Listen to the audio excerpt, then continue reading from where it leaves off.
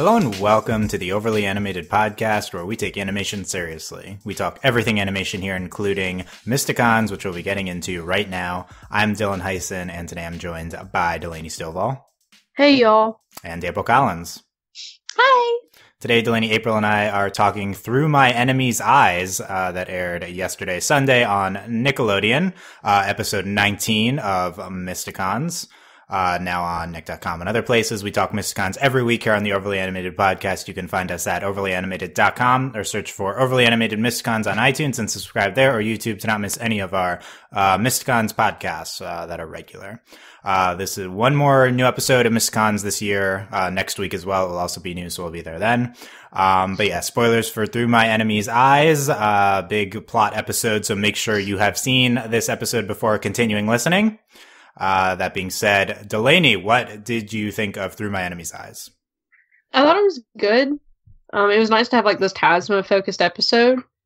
I normally hate the trope of what they did with Dreadbane, but it wasn't awful. And granted, they went a little too fast, which I thought worked because it didn't make me hate it. And it was funny, Reginald, okay, you're a giant skeleton. But and I did like that Zarya said he cracked his dome. I liked that. Probably that's a quality line. Cracked his dome. And yeah, I liked it. I thought it was a good episode. I wasn't necessarily blown away by it. I'm not really ooh, a prophecy. Okay, whatever. Oh, you're not hype on the prophecy? Not really. Just because they just show up at Necrofa's house. Okay, they know where she is. Whatever. And then they go to the portal, and it's which is this desert land. I'm this is a little anticlimactic. I would, can this at least be the dimension with knives or something? I don't know. It was okay. I thought it was fine. I didn't hate it, and there were really good character moments, which I think is really what saved the episode, I guess, for me. I wasn't really blown away, but it was good. I liked it.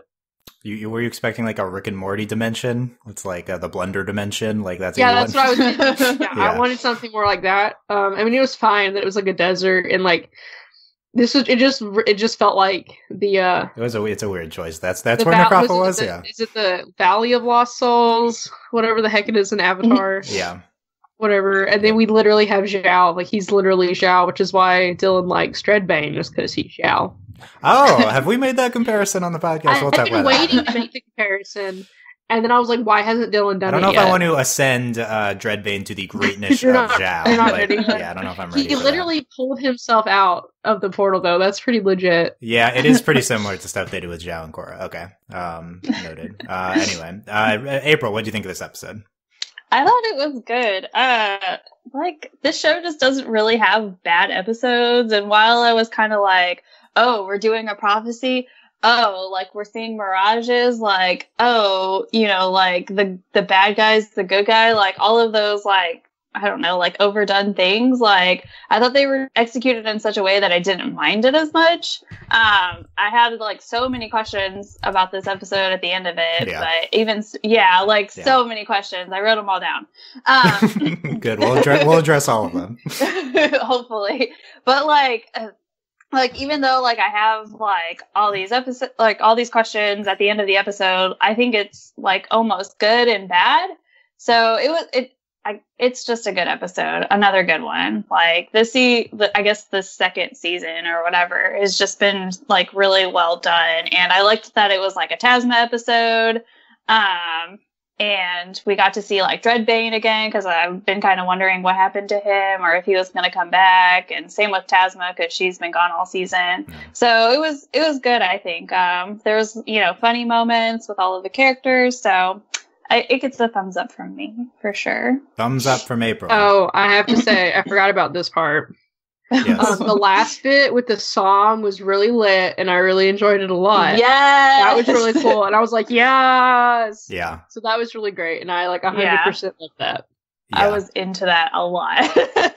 Yeah, my assessment is Act 3 of this episode, basically the last third, I think is really strong. And it's really good. There's a lot of movement.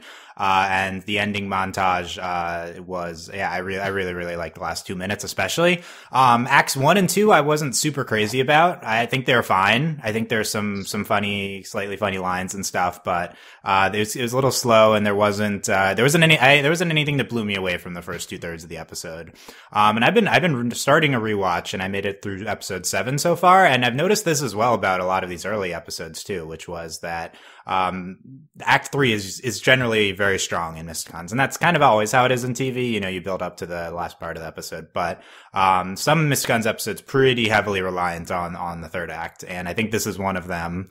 I think it's a good episode. The frustrating thing is that there's a lot of things that are happening that are either unexplained or happen too fast. And this has been an issue with the show. Like, sometimes we change things up really fast and we don't really explain why.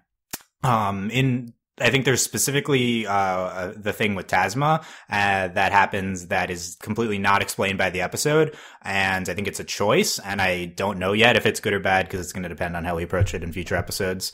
But yeah, in general, I think that it's a good episode. The ending's great, and it's also like the first plot episode of this season. By the way, season being season 2, episodes 14 to 26 will be season 2. So, like, really, this is like the beginning of the plot of the season. So it's weird that we just didn't have a plot for a while. And I think this prophecy seems like it's going to be a thing here. You know, we leave it open ended, and next week we're going to be like trying to track down the prophecy. So interesting. I also don't like prophecy stories. I don't understand why things do them. I haven't liked them in almost any story, but so I was hoping someone else would defend prophecies, but you know, there's nothing that happens this episode that was reliant upon the prophecy being a foretelling of future events. If Mysticons has a thing that is predicting the future, it's gonna have to convince me that that's like a real thing, because it's always what's interesting is they're doing it, they're like, we have to make the prophecy happen, and I'm like, this is a really weird way to go about this. Weird. Which it kind of reminds me of a book series I read where they had all these branches and stuff, and it's based on decisions. So this is interesting. They're like, okay, we're gonna make this happen. That's not your normal approach to prophecy. They're trying to hide it, and I don't know, they're doing it it's kind of different. I mean, I just hate prophecies. The only cool part about them is they rhyme sometimes. Yeah. Novateron says he took action to prevent the prophecy from happening, and then in this episode, Necrofa is trying to make the prophecy happen, and there's I just figured out the prophecy. Holy crap! Okay, do we want to talk about the prophecy? Let's save that for a second. That's not I do have the text of the prophecy, but we'll see in a second. Dylan has an out in front of us, and that's why I'm telling. I figured it out because I'm reading it. Maybe I made a mistake giving it to you guys early, but we'll go over the text of the prophecy, and I don't think, because the episode doesn't say what it is, so I don't think that's the number one story. I want to talk about Dreadbane to start, because I feel like that's maybe the number one story here. Because do you want to talk about Dreadbane or Reginald? Reginald. So are we thumbs up on Reginald? Piper was a big fan of Reginald. Yeah, I think Reginald's cool, but he just likes his flowers. Right? Yeah, just tending to his garden. Also, I'm really frustrated that Arcana refused the water. Drink it! Oh my god, I'm thirsty watching this episode. Just drink it. That was the most dissatisfying thing ever. I was like, oh my god. Just from a senses perspective? Okay, yeah. I was just gonna assassinate her. For not drinking water? That seems extreme. Also, they're in the middle of a desert. Where would he have gotten poisoned from? He watered his flowers. What? The point being that Arcana was still not over the Dreadbaning turning her parents to bone thing, which I think was well handled by the episode. I'm glad we remembered that, and that was a motivation, although it didn't go that many places. But yeah, so Dreadbane loses memories. He's Reginald, and then he hits his head and everything's back, and he remembers his I love you not moment, and he's done with Necrofa. He says Necrofa will betray you like she betrayed me he says that to Tasma. Now he can start recovering, and him and Kimra can get together or whatever. Are you shipping Dreadbane and Kimra? Why not? It was the first person who came to my mind. Okay, interesting. Delaney, how do you think Dreadbane was handled this episode, and what do you think of potential anti-Necropha Dreadbane in the show? Well, I thought it was handled interestingly, because, like, we didn't really go the usual, like, he remembered, because he didn't start fighting the Mysticon. Like, he did for, like, a couple seconds, so then he started fighting Tasma, which I thought that was, like, the really interesting way to go. So, like I'm glad he's back, because now that he's, like, not in love, like, he's, like, kind of over Necropha, it'll be interesting to see, like, what kind of role he plays. Like, is he gonna be like Kimra? Is he kind of just gonna be, like, this, like, his own thing? Is he going to, like, I mean, I'm assuming he can't really work for Necropha. Like, she's gonna be like, no, I'm just gonna throw you back, because you suck. So I'm interested to see, like, where they go with that. Yeah. Yeah, April, what do you think of the prospect of a unaffiliated Dreadbane? I mean, if he's gonna end up being anything, he's just gonna be like the Kimra kind of character, but just not associated with Necropha. Because I don't want him to be like the new Tasma, though, like, because now Tasma has gone like all like, oh, hail Necropha, right? Or whatever. And I'm Dreadbane still sucks. I still don't like him that much. Like, I don't really want him to be like, I don't want him to get all the glory that we were hoping for Tasma. You would like Tasma-demption, not Dreadbane-demption. Dread-demption. Yes, correct. Hashtag Dread-demption with the, yes. That being said, he always came across somewhat sympathetically just because he was very funny. So I think that I think it'll be acceptable seeing him as a good guy, or at least doing good things. I'm just seeing him like sacrificing himself or something. Like, I don't know how long he'll be around. Right. It's kind of hard to imagine him as that much of a presence on the show. We already had trouble dealing with Tasma because she was off screen he's a for like 5 skeleton dude. episodes. There are not that many jobs for him.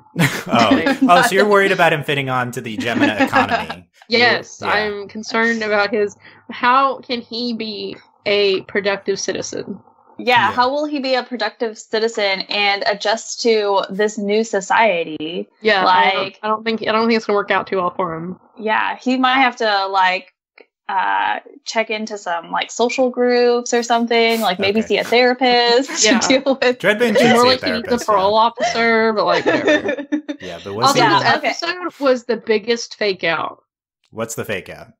That stupid mask. I was like, oh, she's wearing the mask, and that way she can be Malron. And then, no, she just de-transforms. And I was like, are you serious? And she's like using the mask. I was like, I'm so mad. Like, it was like the most like uneventful item ever, because I thought it was like a disguise thing, and I was like, oh yeah, like that's like super helpful as a villain. I was like, that's cool. Oh no, well, what's the point of having this stuff? You just have magic anyway. For the mask, right. So she used the mask to pry the memories out of Novaterran's head. Yeah, and that's it, and then it's gone.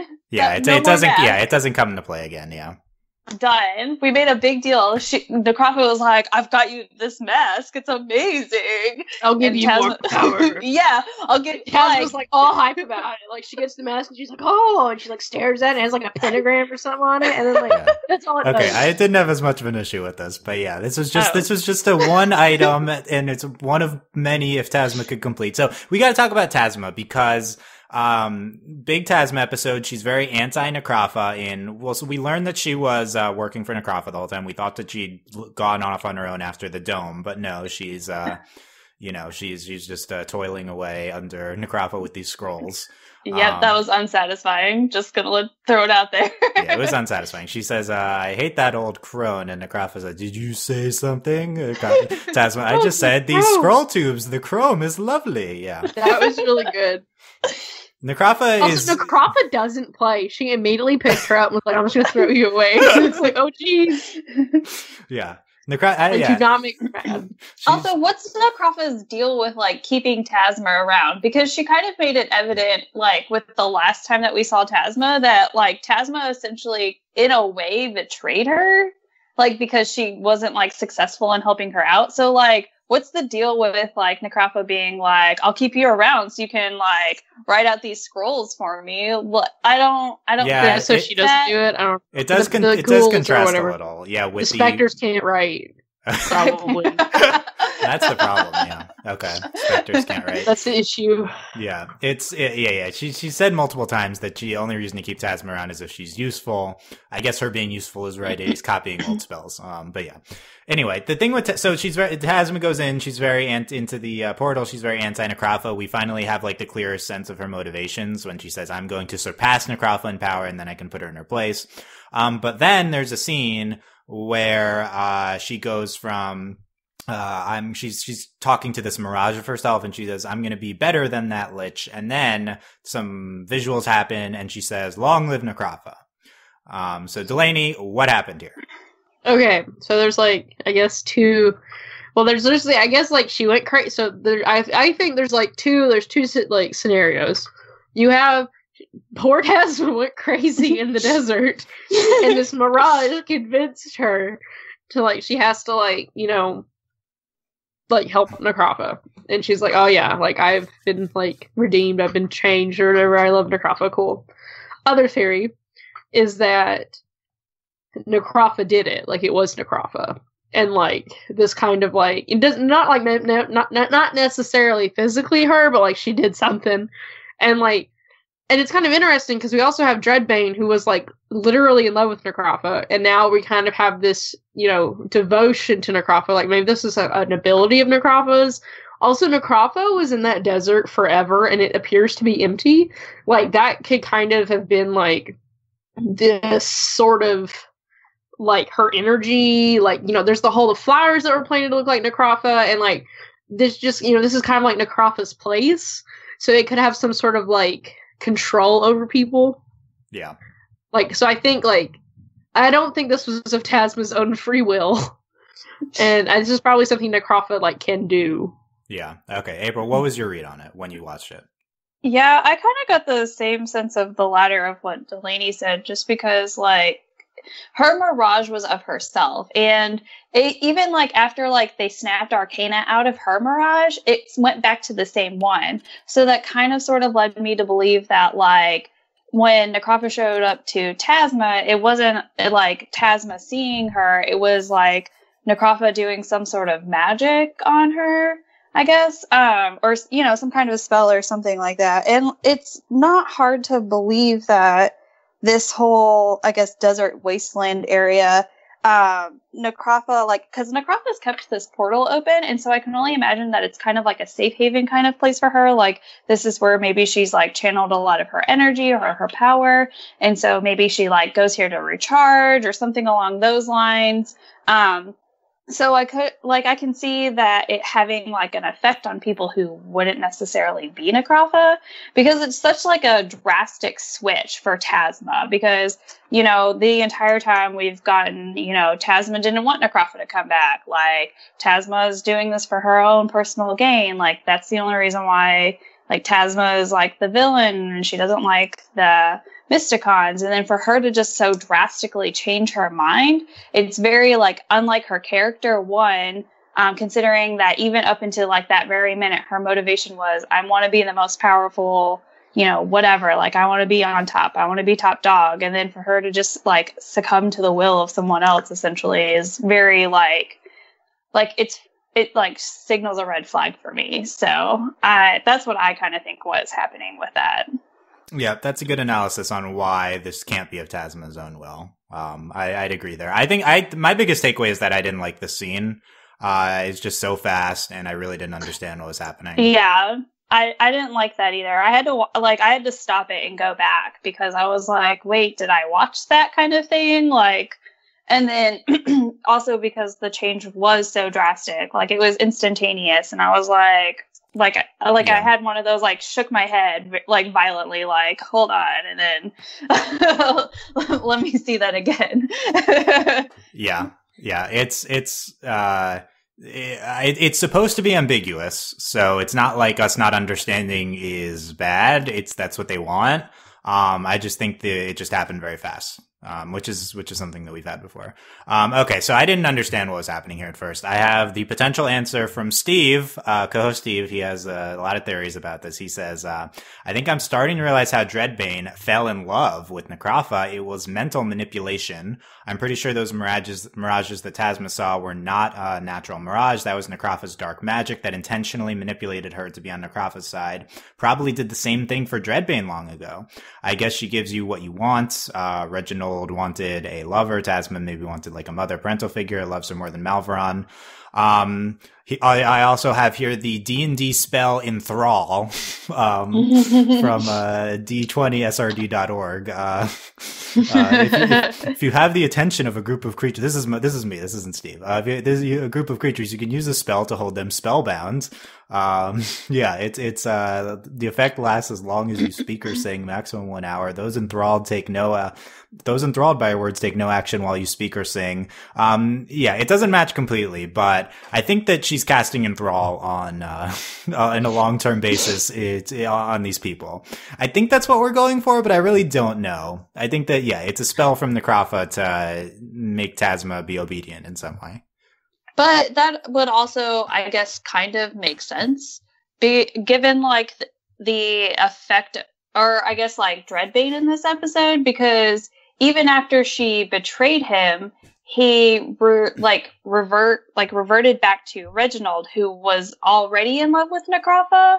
So, like, I mean, maybe he just hit his head or whatever. But then, it took like Piper saying the I love you not" thing to sort of help snap him out of that, and then remember what it was that she had done to him. Does that make sense? Yeah. It's I think it's kind of obvious that Necrofa's casting some sort of spell on Tasma, but the next step is the Dreadbane was under a spell previously. That is interesting, and potentially could be the case, and it's very noticeable that Tasma went from not enthralled to enthralled with Necrofa, and Dreadbane did the exact opposite. So maybe one at a time kind of situation. That would make sense. I thought you can do like multiple people. It's possible. I also think it could just be the situation. Steve also says if Necrofa knew the Mysticons were there, she could have converted them to her side. So that's a key, is that Necrofa didn't know that they were in the portal. That did seem like an intentional story element. So that's a possible explanation as to why didn't Necrofa just enthrall the Mysticons too. But yeah, it would explain this thing that we were told, and that Dreadbane was in love with Necrofa. I don't know. I don't know why Necrofa didn't enthrall Tasma earlier. I don't know why she's doing this just now. What is it? The portal magic? Is it just her influence or dark influence from the portal, or is she doing I would this assume intentionally? I feel like for that to work, even though Necrofa is really powerful, so is Tasma, and she needed her to be in like in a vulnerable state. That's true. Okay. Maybe I could see that. Yeah. But yeah, regardless, Tasma seemingly on Necrofa's side now, Dreadbane not. It's going to be interesting to see how this plays out. Where are we thinking long term for Tasma? Necrofa crony, breaking free of that and becoming the true villain, breaking free of that and becoming a good guy? I think the second one. Yeah. So we still think Tasma the true villain?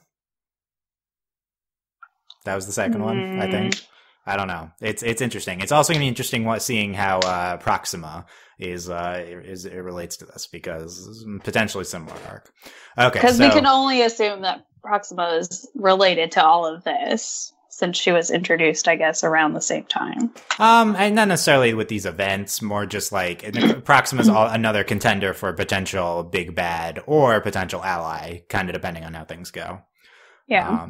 But anyway, so that's interesting. So let's talk about the prophecy. So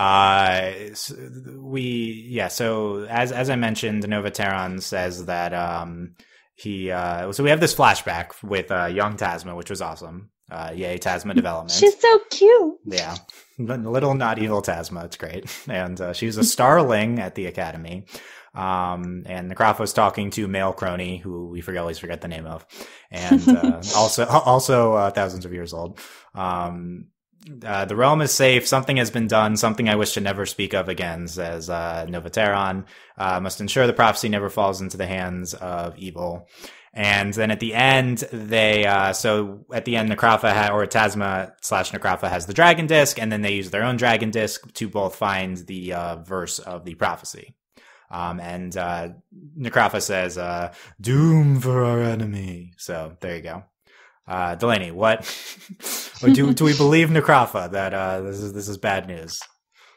I mean, probably, except I'm reading the prophecy, and I think I know what it's about. Okay, let's read the prophecy. So, Mysticons linguist Crispy has translated the prophecy. She has the cipher. This is, it's just a 1-for-1 letter cipher, I believe. I don't know. I'm not the linguist, the Mysticons linguist. So we have the text of the prophecy. It showed up on screen. I don't think they want you to know this, or else they would tell us. Like they wouldn't just have it. They would have already said it. Yeah, it's not spoilers though, so we can read it. Like it's kind of spoilers. It is definitely related to what's going to happen next episode, but it's not obvious what's going on here, so we're just going to be speculating. The prophecy says, when the twin stars unite, the spectral beast will take flight. Its roar will herald a new dark age, and the realm will be purged by the dragon's rage.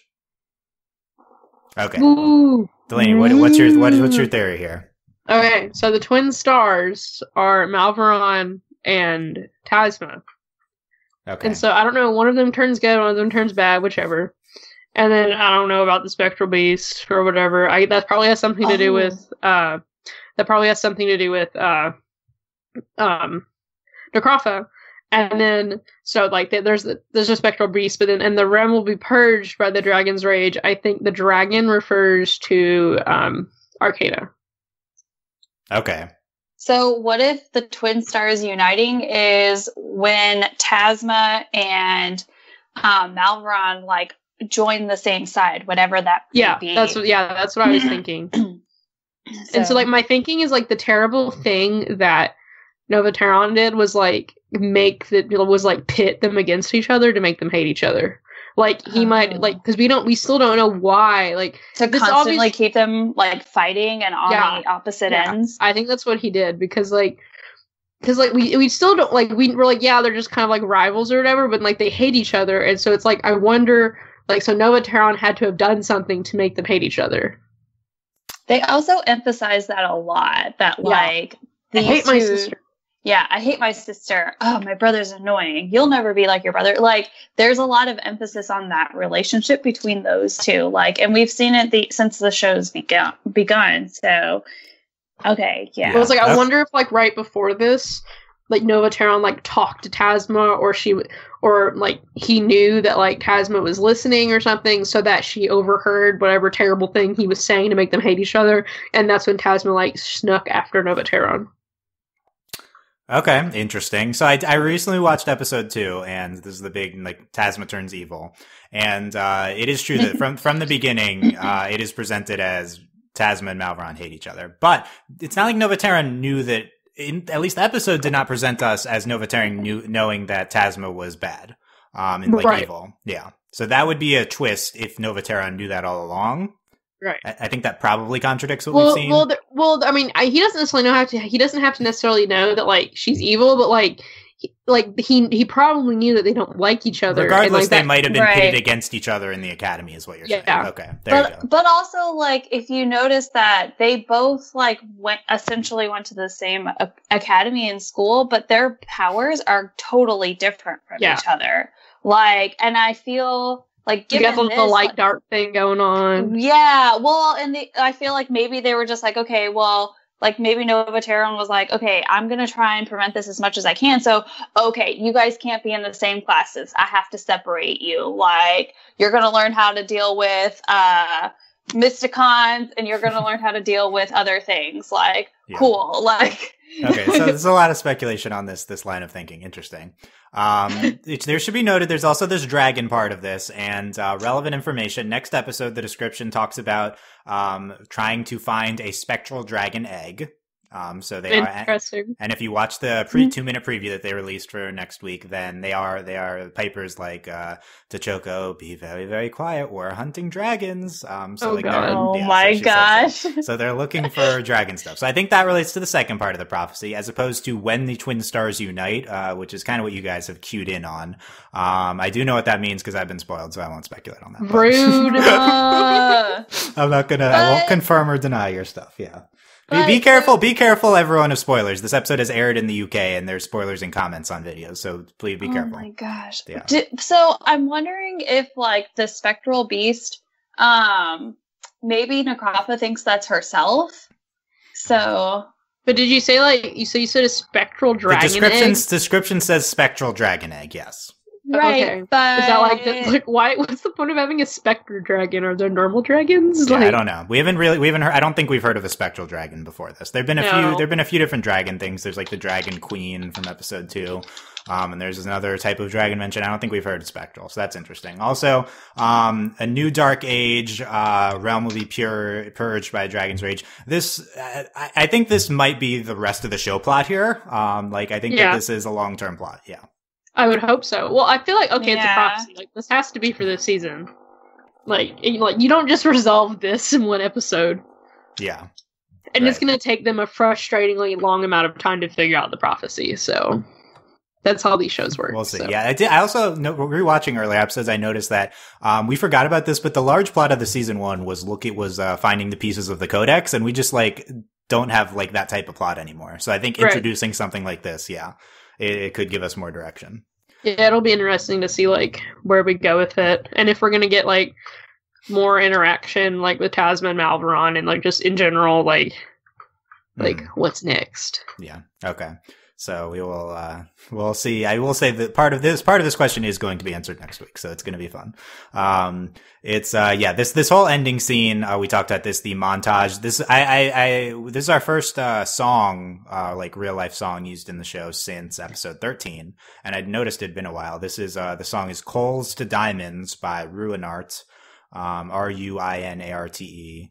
Her SoundCloud page has the full song, and it's this interposing the Mysticons and Nova Terran using the fake Dragon Disc and then Necropa and Tasma to project the prophecy. And I love the use of the fake Dragon Disc, which I feel like is one of the more inventive things the show has done in its run.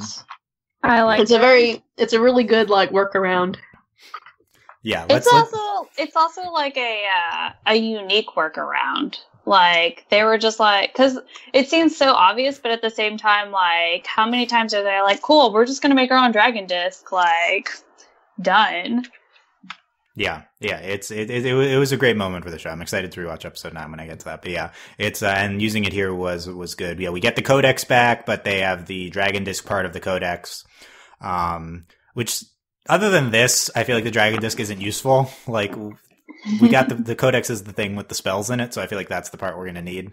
But yeah, since we have it back, we can maybe bring Arcana's parents back now, because they have the spell again. Oh, yeah. Yes, finally. Yeah. But then that means we're going to go on that again, so.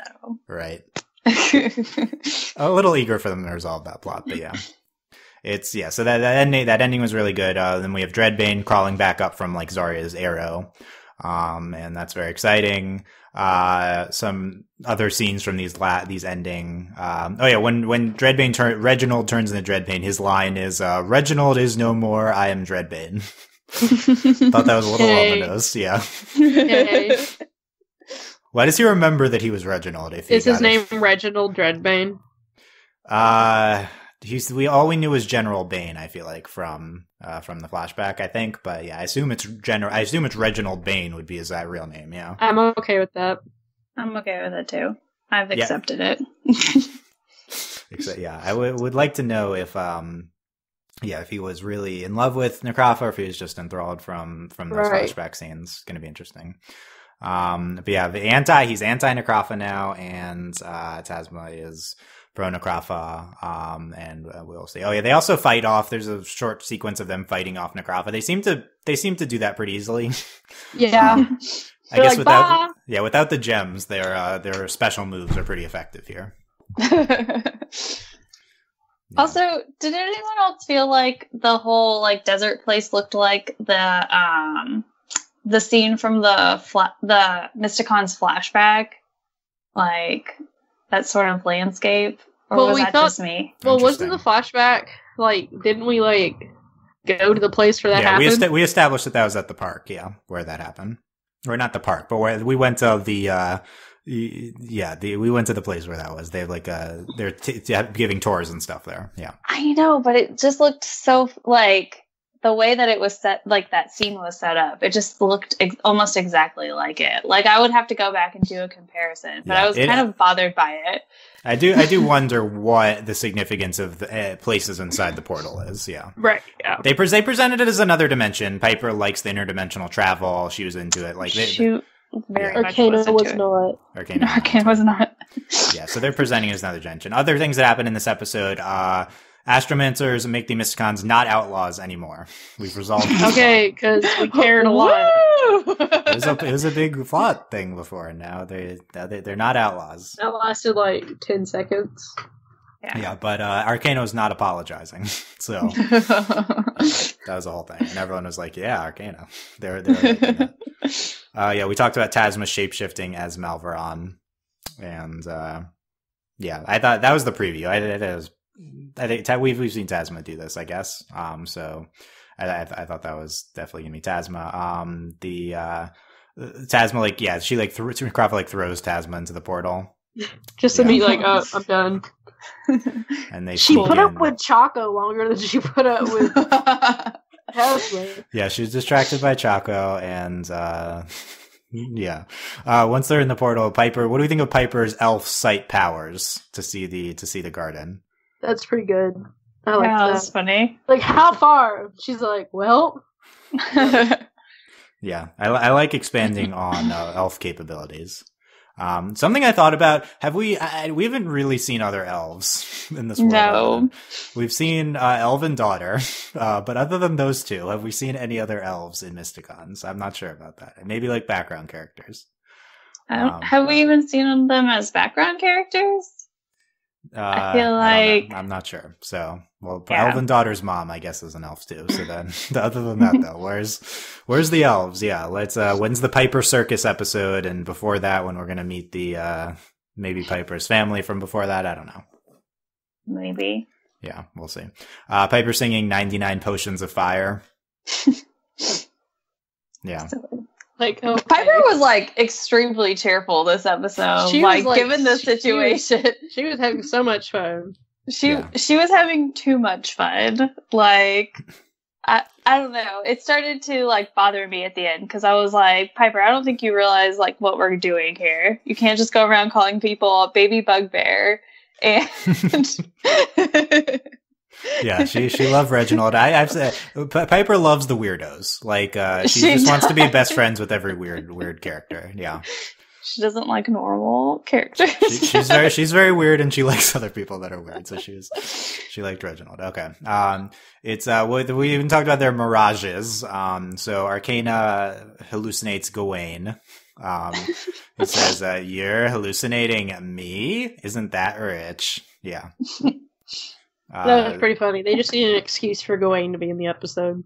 Yeah. Need more Gawain. Zarya hallucinates dancing Chacos, and then M hallucinates dancing Casey's. Yeah, and they were dancing to the Mysticons song from episode 3 that band plays, which I only remembered because I saw that recently. Yeah. But yeah, that was we like M hallucinating the Casey's. Thumbs up, sure. Yes, of course. Of course, yeah. Though, if they wanted to further expand on the Arcana Valveron thing, then they would have had her hallucinating him. Just saying. So. Yeah, they didn't do that one. That's true. And they also made it a point to not have Zarya hallucinating Kitty, so a little offended by that.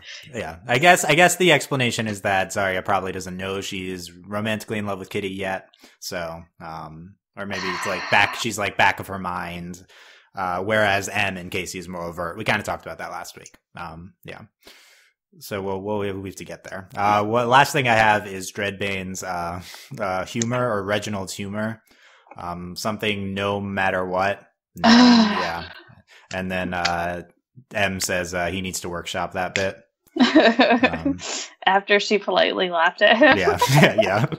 Of course I'm going to politely laugh. Yeah. I feel like you should say he needs to workshop that. I feel like bit is redundant, but I guess That's fine. I guess the kids don't know the comedy language, but yeah.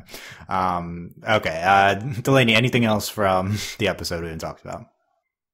I don't think so. I mean, we could pretty much cover it. Like, there wasn't, like, a lot in this episode. It was just, like, slow. They were just in the desert forever. Yeah. So overall, thumbs up? Yeah, no, I liked the episode. I thought, like, it didn't, like, blow me away, but it was a good episode. Yeah.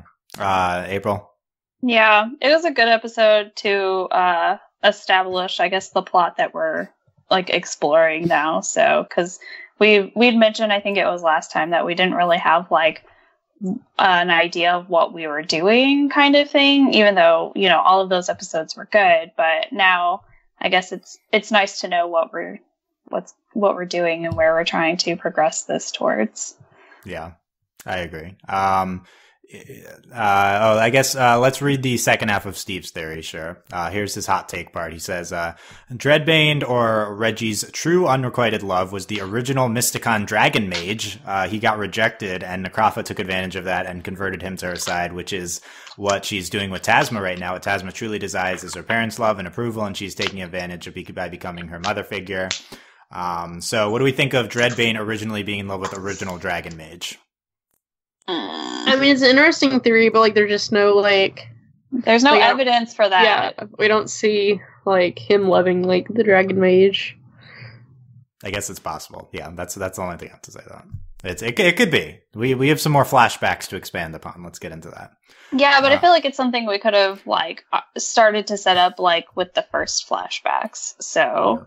I guess in the first flashback, he was already enthralled, if that's what we're doing with that, so we'd have to have a pre-enthralling flashback.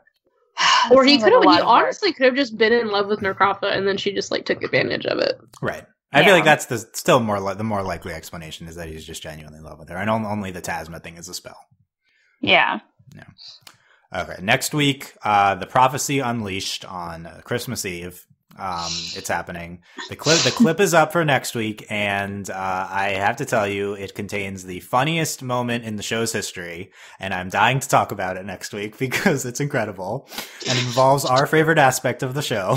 So, please, the preview clip's up. I also kind of know what happens, and there's a really interesting twist. So very hyped for next week. Yeah, it's gonna be good. Yeah, the Prophecy Unleashed, and also, I'll get more into this next week, but, I think we're taking a hiatus after that, so not clear how long that's going to be, but this could be our last Mysticons episode for a while. That's fair. We need a break.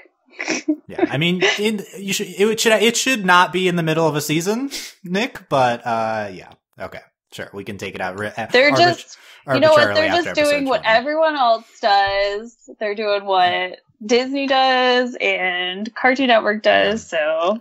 From my understanding was that they wrote the show as 3 seasons, and then Nick said, nah, I don't want to do that, and they just split it up into 2 chunks of 20. So, that's not good. But yeah, that's what we're doing. So, mid-season finale or whatever, the Prophecy Unleashed next week. Also, this week on Overly Animated, Mysticons was nominated for 3 of our year-end awards. If you have not seen that, it was nominated for Best Show, Best Episode for All Hail Necropha, and Best Character for M. So if you've not yet voted, go vote on that at overlyanimated.com. Scroll down to the awards post. There's been a lot of votes from a lot of other shows, and there's not that many Mysticons fans, so it's not looking good. But you guys need to we need to get in there and vote. The awards probably going to be at the end of this week, so look out for that as well, like the winners announcement. And that would be. And I think that's it. So we'll be back next week to talk about the Prophecy Unleashed. Come talk with us about Mysticons on our Discord. Was just missing a lot of messages on our Discord while recording the podcast at overlyanimated.com/Discord. A lot of discussion happening. Very, very active. And you can also consider supporting us on Patreon, patreon.com/overlyanimated. Thank you very much to all of our current patrons, especially our patron of the podcast, Danny. And thanks as always to our patron executive producers, John, Ryan, Steve, Alex, Andy, and Q. Upcoming podcasts. Not that much happening this week. Mysticons right now is the only thing that's new. But check out our previous Ruby podcasts. Adventure Time recently happened as well. Miraculous Ladybug, although that's off this week. And there's a Digimon retrospective that Andy and Steve did if you want to check that out. So all of that at overlyanimated.com. We'll see you guys next week. Thanks for listening. Bye. Bye. Bye.